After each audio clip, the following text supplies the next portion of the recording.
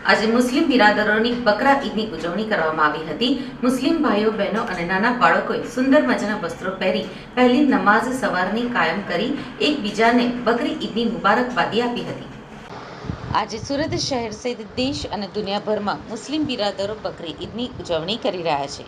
ત્યારે સુરત શહેરમાં આવેલ કતારગામ ખાતેની ઈદગાહમાં 3000થી વધારે લોકોએ સવારની નમાઝ અદા કરી મુસ્લિમ ભાઈઓ બહેનો તથા બાળકોએ એકબીજાને ભેટી બકરી ઈદની મુબારકબાદી આપી હતી। સુંદર મજાના વસ્ત્રો, માથા ઉપર કલાત્મક ટોપી પહેરીને નાના બાળકોથી લઈને મોટેરા સુધીના લોકોએ આજે સવારથી જ એકબીજાના ગળે મળતા દેખાયા હતા। આજના દિવસે તથા આવતીકાલના વાસી ईदની मुस्लिम समाज उजवनी करशे। मुझे अपने वेब रिपोर्ट के अंदर देर से कहा कि 1 साल इनकी उम्र पहुंची नहीं है, तो 1 साल के बाद इनका नाम चलेगा। मुझे चैरिटी कमिश्नर ने 1996 के अंदर चैरिटी कमिश्नर ने मुझे अपने पीटीआर के अंदर नाम लगवा के यहाँ का वो चारों ट्रस्टी के अंदर मुझे लिया और मेरे को उनकी जगह पे लिया।